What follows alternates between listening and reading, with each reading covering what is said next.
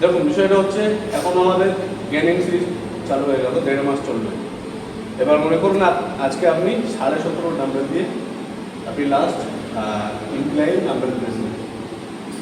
এইটা 1 সপ্তাহের মধ্যে আপনি আজকে লাস্ট রিপিটিশন দিয়েছেন কটা? 17.5 দিয়ে 12টা লাস্ট রিপিটিশন মেরেছেন।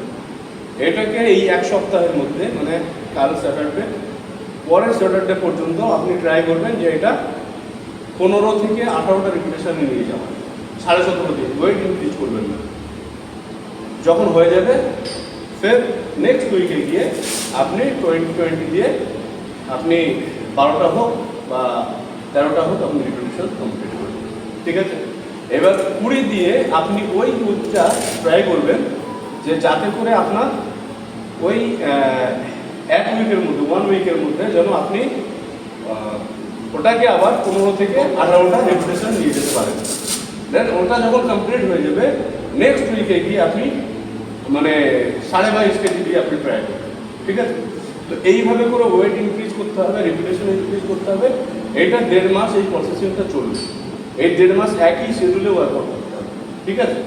তো এই 1.5 মাস যখন আপনার কমপ্লিট হয়ে যাবে তখন আপনার 1.5 মাস পরে গিয়ে আপনি একটা মাসেল গেন দেখতে পাবেন। এই গেনের জন্য আমরা কি করি সাধারণত, মনে করেন আমি বেঞ্চ প্রেস শুরু করছি। বেঞ্চ প্রেস আমি কি করি মানে নর্মাল ছেলেরা কী করে মানে গাইডনেস ছাড়া কীভাবে আপনি এর আগে কী করতেন? মনে করেন আপনি প্রথমে 10 লাগালেন, লাগিয়ে মনে করেন আপনি 15টা রিপিটেশন মারলেন।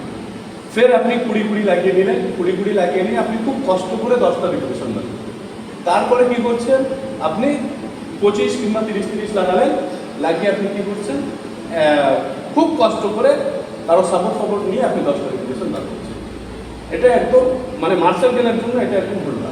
মার্সেল গেন যখন আপনি করবেন তখন আপনাকে টার্গেট রাখতে হবে যে আপনি লাস্ট সেট কত দিয়ে মারেন, ঠিক আছে?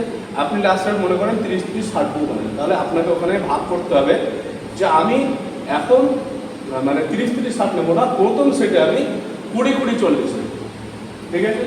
মানে 70% ওয়েট আপনি ক্যারি করবেন প্রথম সেটে। অনেকেই কী করে প্রথমে এসে চেস্টের দিয়ে পুশ আপ মারছে, মনে করেন 50টা পুশ আপ মারো, 50টা পুশ আপ মারার পর আপনার মার্সেল তো ফেল হয়ে যাচ্ছে। 50টা পুশ আপ মারার কোনো দরকার নেই। আপনি নর্মালি 8টা-10টা করে পুশ আপ 2 সেট মেরে নেন, আপনার চেস্টটা খুলে গেল, ব্যাস আপনি ওয়ার্কআউট শুরু করবেন। এবার আপনি ওয়ার্কআউট যখন শুরু করবেন তখন আপনি বেঞ্চ প্রেস আপনি একটা হিসাব করে নেবেন যে আমার যা ওয়েট লাস্ট নিই সেই ওয়েট থেকে 70% ওয়েট আমি প্রথম সেটে ক্যারি করব এবং প্রথম সেটে আমি 6 থেকে 8টা রিপিটেশন মারব।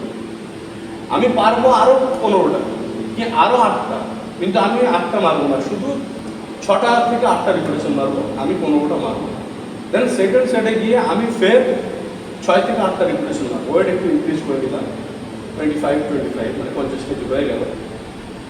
লাস্ট সেটে গিয়ে আমি কী করবো 30-60 লাগিয়ে তখন আমি ট্রাই করবো যে এখন আমি 10 থেকে 12টা রিপিটেশন বার করতে পারি। এবার প্রথমে যদি আপনি 15টা রিপিটেশন হয়ে যান তাহলে আপনার এগুলো তো সব অটোমেটিক ফেল হয়ে যাবে, মার্সেল ফেল হয়ে যাবে। মার্সেল ফেল হতে দিলে হবে না, আপনাকে খুব বুদ্ধিমত্তার সাথে চালাকির সঙ্গে ওয়ার্কআউট করতে হবে, চালাকির সঙ্গে মার্সেলকে হিট করতে হবে, তবে আপনার মার্সেল বুঝতে পারলো।